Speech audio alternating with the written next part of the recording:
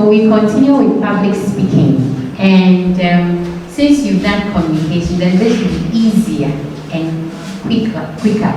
So public speaking naturally involves an audience, and then it should be oral or verbal. You see people standing in front of you to deliver something and communicate with you. These days, because of the technology we have, it could be virtual, right? And we do public speaking at various places. Because you're a university community, that's why I know you know a lot about public speaking. Yes, and it could be virtual, it could be physical, and the modes of public speaking are different. And I want you to list some of the places that we do public speaking. Then we have an interactive section where, yes, the mic. Pass on the mic. Let's be fast with it. At the lecture theatres. So that would be a big one or a small group. Even lectures, we have 800,000, then we have 2 or 4 MPhil, PhD, yes. Another place. Okay, so I experienced mine at the school assembly. In school assembly. Another place. In church. Church. Say something.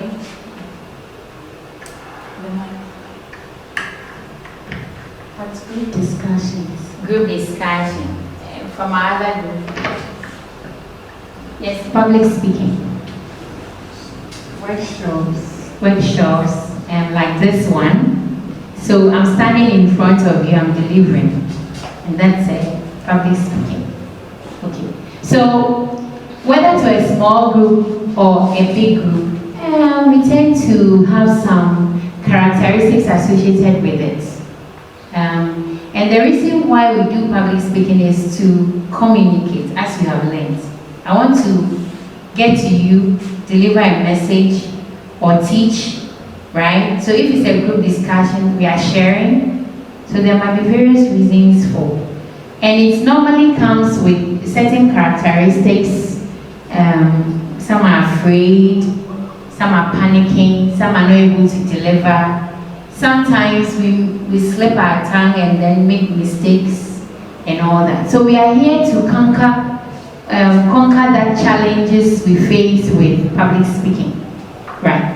And before we continue, I want to know why we should even learn the art of public speaking, because it's an art. It's not just standing to speak. Anybody then can be a public figure, a public speaker. It is an act.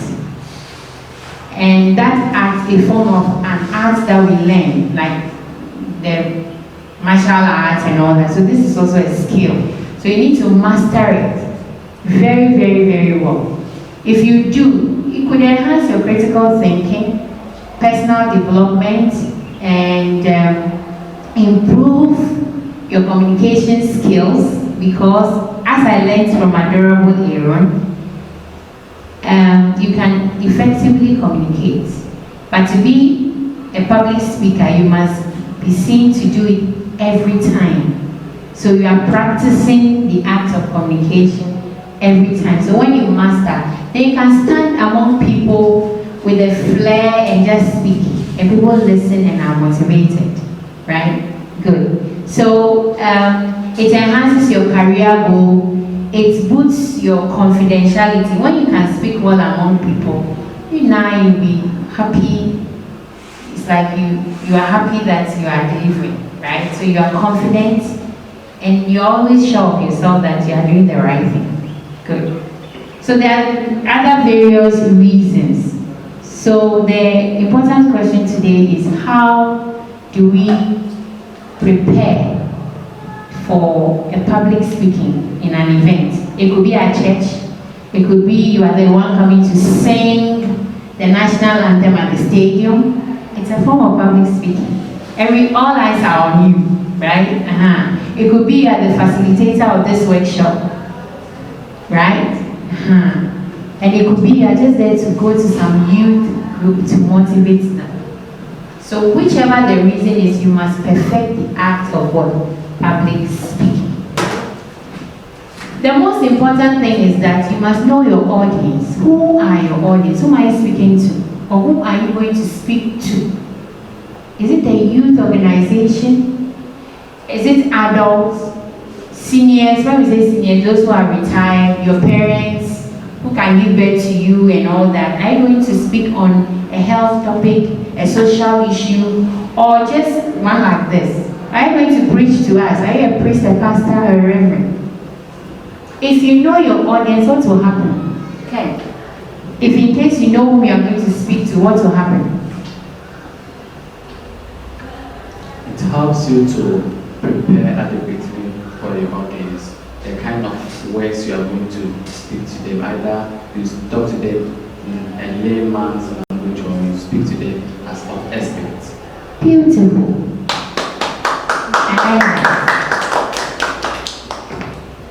So then you prepare well, then you can deliver. Because to be funny, you're going to speak to children, then your vocabulary is high up there, and you don't understand, and you've already been cautioned that be as simple as you are when you're communicating. And if I'm going to speak to children, I might want to wear colors that when I stand in front of them, they're looking at it, they'll be focusing on me. Instead of, you know, the way they can fetch it, running around. But I may even want to put on a Christmas hat, and it's funny, and everybody wants to touch it, and I'll be the center of attention. Yes. Okay. So that's it. Know your audience. Then familiarize yourself with the environment. Very important. The environment and the audience are kind of linked. We came here, our environment wasn't suitable, but we needed to adjust, and we really did adjust. So you have very good facilitators, and you have very good video shoot people. They know that this will not be convenient, and so we have to adjust and see, okay, what can we come out with? What's the best solution for this? And we did. You also need to have to review what you want to do. I'm coming to speak. I need to actually know the content. Some people stand in front of you and the topic they have put out there, it's kind of different. And you ask yourself, is that why we are here? Or they are talking and you even seem to know better than the person. And we are like, okay, maybe you should have said it this way. But when a public speaker stands in front of you, a motivator stands in front of you, it's that you're always keen all the time to listen. And even if you know, the person always adds up to. Immaculate Emmanuel, welcome. I'm giving him a name. That's the immediate past president. So that's it. Then the most important thing is the fear thing. How do I stand in front of people and come and deliver speeches and talk and all that? Even present my Viva. How was the Viva? It's perfect when you went to a Viva defense, like it's Viva on final work, right? How was it? You're looking dashing. How was it? Was fine. It was fine. You get A. Yes, hopefully. Please let's He's doing clinical optometry. So if you have an eye problem, please see Emmanuel. He will deliver. And please, can you stand up? He's dressed well. I was talking about content. I'll come back to you. He's dressed well. He has even added a tie to his, because of the formal academic work he's going to do. I believe if he's going to talk to maybe the youth, he might walk past Lacoste and some trout and then sneakers. But today he's in shoe with socks and all that. Perfect. Sit down. So as I have diverted a little into dressing, what you wear is also important. What you wear for the particular occasion is important. So know your audience, know your environment, and what you should wear is one killer for. And do what you do when you go to room. In some societies, they do not wear, they don't leave their hair on. There are some societies when you go, they have to remove your sandals or your shoes. There are other places you don't wear trousers. So if you're a public speaker going to, let's say, Malaysia, Egypt, there are certain things you cannot wear. At the airport, I have to be asked to cover my hair if I really want to pass immigration. That's Egypt and Malaysia. So I need to wear something to cover my head. And in, I think, Malaysia, you don't go shopping in the morning because they are mostly Muslims. Christians go and shop in the evening when they've closed all the Muslims' shops. So you must know the culture of the people, the environment, what they are doing. Then the content, that is the killer thing. How do I prepare to go and do it? Now look, some of our people are born public speakers. From childhood they could lead, they could talk, and even that they need to sharpen their skills by practicing. One key way is to research, know your content, rehearse over and over, and you can even stand in front of your mirror and present yourself. If you have a friend, for instance, I'll call Excellent Eric or Adorable Aaron and say, okay, please can you look over my slides? Is it okay? Check for grammar, check for typo and all that. And sometimes, it's because sometimes these things you've done it over, but if it's a fresh topic, I need to present to them so that I can master it. So I have the experience, I've been presenting, I'm a lecturer, I've been teaching, but still I present to people. And then, sorry to say, you have no experience and you're going to present to somebody. Wouldn't you want to practice? And practice would always make you perfect. So that's the key thing. Then some will come and they want to speak. The first thing they open their mouth to say, they've lost their voice, no words are coming out. What do you do? That's panic attack. You are scared, you are anxious, you are nervous. And listen, please. As I stand here, I still get nervous. I still worry if I'll be able to deliver. It's a human thing.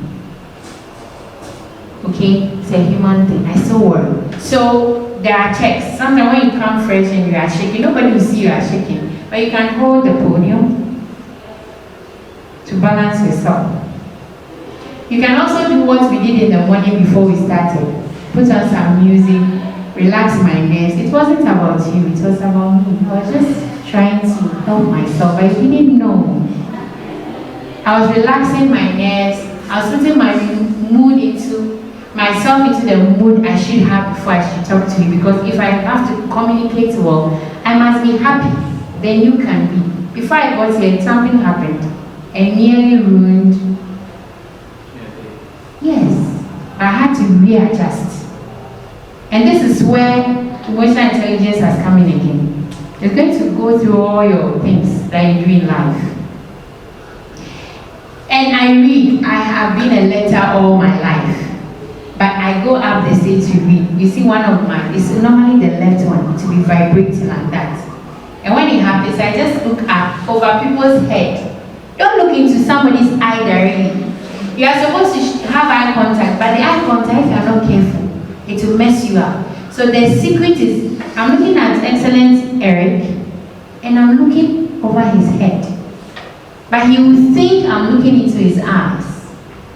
And that's the one to take away fear and nervousness and all that. So up there. So you are presenting as students, your viva, your defense, your project work. Just look up there. Or you have a friend in the audience who you can have an eye contact with you, even nod when things are going well. When it's not going well, there should be something like a special examination purposes. And never be overconfident. Just be confident enough to carry the day, but not over. And don't be timid either. So it's two ways. Another way is to be sure of your grammar.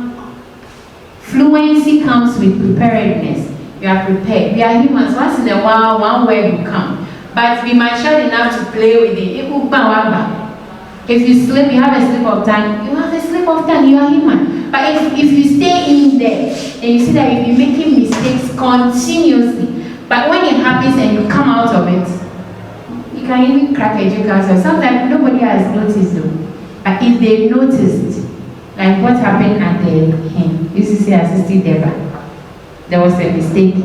Then the students were like, hey, like noise and everybody's teasing. Respond by also cracking a joke out of it. Laugh at yourself. You must learn to laugh at yourself sometimes.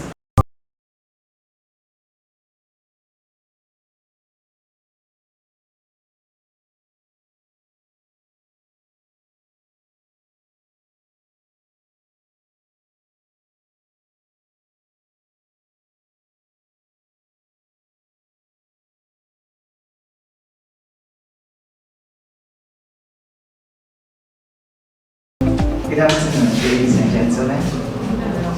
Hope you are doing great by God's grace. Yes.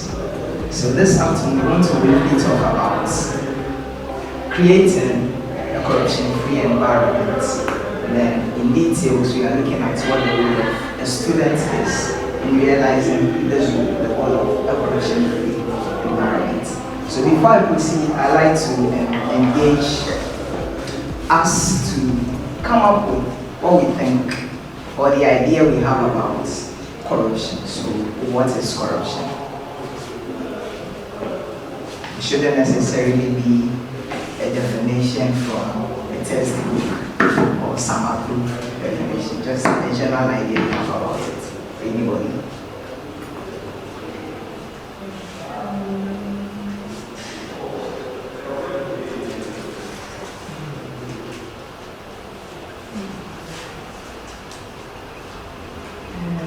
Corruption involves bribery. That's what I know about corruption. That's a good attempt. Can you have one more input? One more input on what you think corruption is? Corruption is being dishonest or acting in a dishonest manner. Thank you very much for all your inputs. You are right. Corruption is basically fraudulent acts or dishonest conduct that is engaged in by people who are considered to hold some level of power, authority, or are regarded as stakeholders. Okay. This afternoon we want to talk about the role of students in creating a corruption-free Africa. Okay. Now that leaves the question, are students really stakeholders or people in authority for us to consider as having a role to play in realizing this goal? But then the little I want us to understand, even as we progress into the discussion, is that yes, students are stakeholders because from the onset, you are the future leaders of the nation, you are the future leaders of Africa. The new generation of Africa starts from us right here, right now. So we are outrightly considered as stakeholders or people in authority who have the power, who have the onus, the responsibility to create a transformed future that will all be able to benefit from together as a whole and then as a people of Africa. So we want to look at some of the roles that we can play as students in realizing this goal or this aim. Okay, the first is that we should realize that we are change makers. As students, we are change makers for our immediate environment and then the environment out there. So right from your campus life, you have the power within you to cause change, to cause transformation from yourself within, your classmates, the people around you, your lecturers on campus, and then even outside campus, straight to your communities where we are each coming from. So we are change makers from the classroom, from inside and then externally as well. The next point is that to make the change or the corruption-free Africa that we intend to have, then we should endeavor to ensure that we are constantly holding on to our standards. So you have certain moral obligations that are upheld by the people of Africa in general. You make sure that day in and day out, even as you live out your goals that you outline for your life, you don't go beyond or outweigh these moral standards that we have laid out. So for basic example's sake, we can have the instance of examinations. You realize that anytime examination approaches in the exam hall or even prior to taking or sitting for an exam, there is the tendency to cheat because most of the time some of us feel that we are inadequately prepared, right? So what we are saying is that to ensure that the future of Africa is corruption-free, as students in the process of learning, looking to grow to take over as the next generation of leaders, we should endeavor that even from the grassroots, even as we are preparing ourselves here on campus, we try as much as possible to uphold our standards even in examination settings. So you don't cheat in exam halls, you don't send in notes anticipating that so and so number of questions are going to come, and then you'll be able to refer to that note you are hiding within your socks, in your pockets, or in your handkerchief. Okay. Another thing you also want to look at is the issue of sex for grades. This has been one thing that has come up in most institutions, and then it's beginning to look as though it's an easy way out. What we are advocating is that as students, if we really intend to be the change makers, the people to liberate Africa of corruption, then what we are looking to do is to ensure that we do not compromise our sexuality as far as putting them on the line to get good grades is concerned. So try as much as possible to avoid shortcuts. If you want to get or make an A, you sit down and then go through the right channels. You discipline yourself to sit behind your books and then study hard. You put in the effort and then you are assured of the success that you are expecting in the end. Are we together? Are we together? Yes. All right, so thank you very much. Let's give you a round of applause. So you can take your seats. We'll make comments, positives and critiques, and then the next group will come. So what comments do you have, group 2? What comments do you have for group 1? You're scared. What comments? Positives, negatives. It's a learning curve for us. It's a learning curve for us. Yes. So one positive side was the way he started with the question. That was to involve his audience. So I think we should encourage, continue that. How did you start? He asked the question. Yes. Pertaining to what corruption is. He asked the question. Yes. All right. So from the group members, how would you rate Wilfred? In a scale of 1 to 10.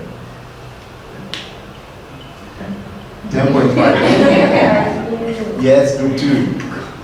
What scale would you give him? 9. You give him 9.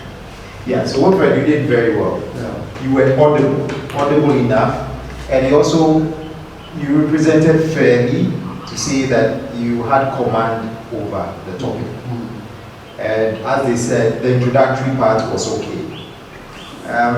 What I can say from my end is that when I was seated at the end, later I thought, okay, probably we should have moved the podium here, and then we see, because I could see the movement, you moved a lot, from this side, then to this side, then to this side. So it was more of what our current preachers do, right? So sometimes the movement, you also watch the movement. So maybe our solution will be the next group, we'll put it here. The next group, we are making all these critiques so that when you come, we can see a better version of Wilfred, right? So you did very well. That one, you were audible enough, and that's one key thing. And you also knew your audience. In the beginning, when you asked the question, they were a bit jittery or hesitant in coming to answer the questions. But luckily, your group members had to come in.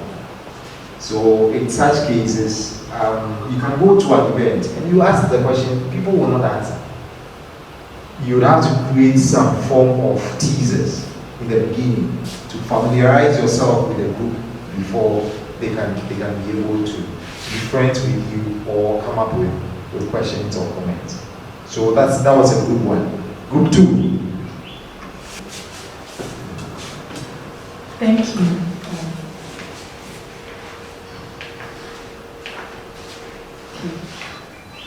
So, group 2, we took the leadership we need in Africa, authoritarian or democratic leadership style. Which one? So, before I proceed with my presentation, I would like to ask if anyone has an idea about what leadership is.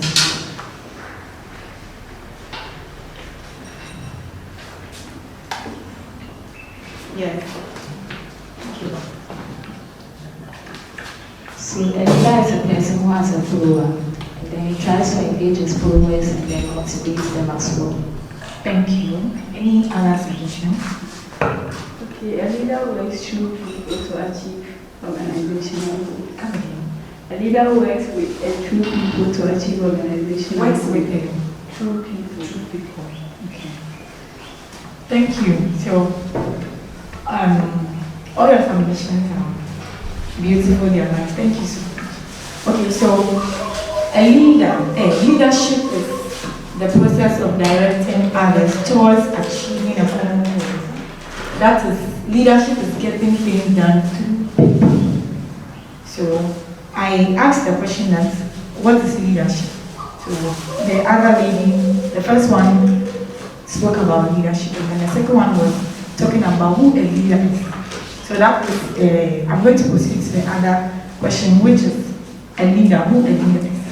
So a leader is someone who can see how things can be done, and how things can be improved, and who rallies people to move towards the betterment of a vision. Okay. So when we went ahead to this to explain the types of leadership. We have so many types of leadership. We have, I think there are 4 or so, but our workshop is limited to the 2 main types, which is the democratic type of leadership and the authoritarian type of leadership. Okay. So I'd like to give a short talk about the authoritarian leadership, which has to do with a leader or the leadership. Yes, a leader exercising complete authority or control over a group of people, and then they often exercise power without regarding existing bodies of law, and they usually cannot be replaced by citizens choosing freely. I hope you get it. Please, are you with me? Yes.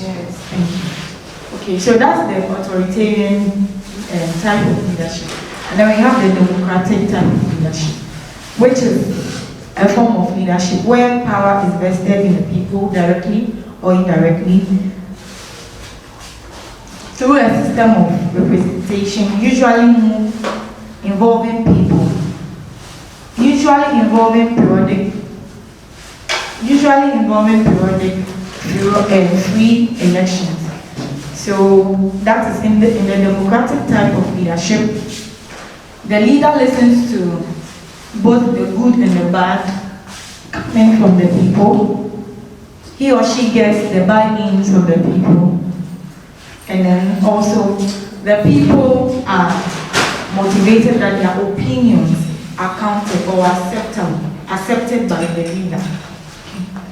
So, looking at leadership, who a leader is, and then these 2 types of leadership, we came to a conclusion that in Africa, we don't need just one type of leadership.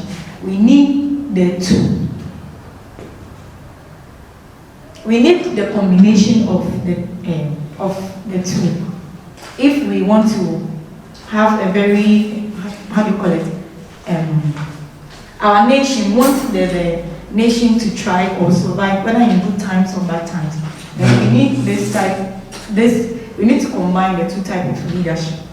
Okay. So we went ahead to talk about 30 seconds more. the reason why we will say we need the authoritarian type of leadership. For example, I would like to come to the main one. There are, before you become a leader, you just don't stand up. You go through a series of schools. You have to start, get your degree, your PhD, whatever. Go through schools, attain higher education level, if I should put it like that. So when you are a leader and then you exhibit this type of authoritarian leadership, when there are certain decisions, you'll be able to take them faster because you have more knowledge and more idea than the people you are ruling. So that one, you have to exhibit the authoritarian type of leadership. Then when it comes to the democratic, when we say you need that one, there are certain things. For example, let's come to Ghana. When you are dealing with the welfare of your people, you just don't have to be autocratic. You have to be democratic. For example, when the government posed the E11 thing, there should have been people who go around, conduct a survey about it. Maybe talking about years before it is being implemented. That is, we are talking about the democratic type of leadership. When you go to a survey, you take a survey, you take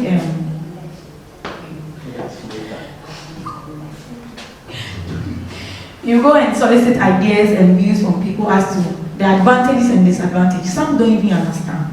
And then we look at ways and means as to which it can be implemented. Whether it is needed now or it is not needed now. The same thing applies to the free SHS. It should have been done that way before it is being implemented. So we need to combine the two. Thank you very much. So I'd like to start from what he said. The content, I wrote content. You need to know your content. Right. At a point, you look like you're not sure of what you're saying. Then this is a group work. It's not what you have done individually. It's what the group have agreed and you are delivering. Then your audience, you need to know audience. When you start to speak or when if it's not a large crowd, make sure we are about 10, right? Make sure you know everybody's name. And I saw Dr. Maybe she's a lecturer, so she knows all of it. She was mentioning names, right? But you said the other lady. You were saying the other lady. You're only 10, so you should know your audience. You're a little nervous, you're reading, as he said, you're repeating. And the last thing is, leadership doesn't start from school. That is the important point I want you to drive for. Leadership doesn't start from school. Start from home. Start from when you are little. What we are doing here is leadership. It's a leadership skill, right? So attend, if you are in CYO, attend all meetings, go for leadership trainings. If they are going for camp, go. Everywhere you need to be there. If there's any responsibility, raise your hand. Be the first person to do it. And you realize that in a group, leadership comes by itself. Once a Dr. Adrian, you see the leader, and when things are being arranged, you see the leader, right? It comes by itself. And as we go on to do the leadership skill, many of them will talk about that. Okay, thank you. Yeah. All right, thank you very much, Ms. Handel.